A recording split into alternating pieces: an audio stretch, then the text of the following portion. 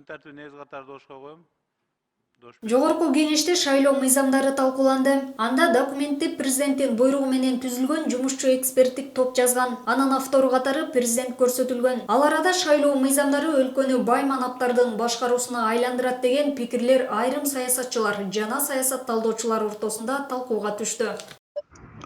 Бүгүнкү күндө Кыргыз мамлекетинде эч эл избирательный системага ишенбей калган. Ошондуктан эгерде пара бербесе, взятка бербесе, жанагындай 1000 сом, 2000 сом, 3000 сомдон төлөбөсө, шайлоого эл таптакыр эле келбей коет. Мунун баарын мынау нече рет болгон шайлоодон жыйынтык чыгарса болот.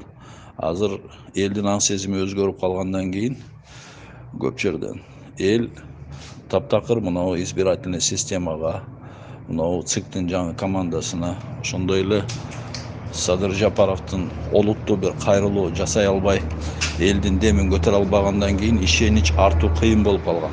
Ошондуктан элдер бизде бир гана акчага башып, акча үчүн барып, акча алган үчүн эле шайлап берет. Мунун баарын жогорку бийликте отургандар абдан сонун билет.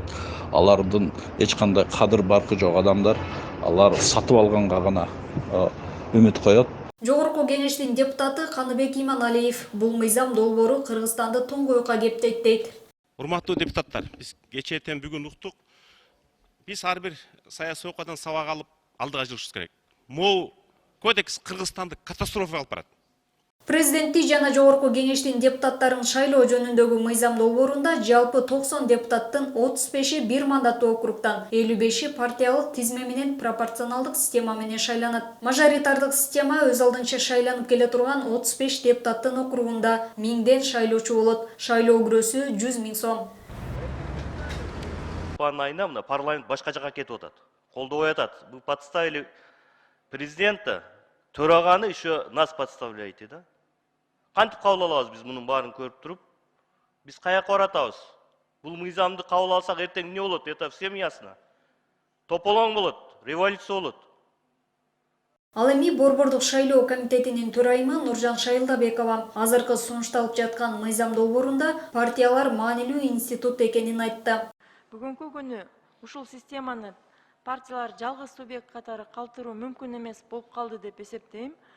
Анткени партиялар кандайдыр бир институтту дискредитациялоо, партиялык институт дискредитацияланды деп эсептейм да. Анткени ошондуктан азыр прогрессивдүү жагын сактап, 55 депутатты ошол эле система менен шайлануу, бирок жарандар дагы көз карандысыз талапкерлер дагы шайлоого катышуу мүмкүнчүлүгүн берүү максатында ушул 35 округтар менен шайлануу сунушталып атат да.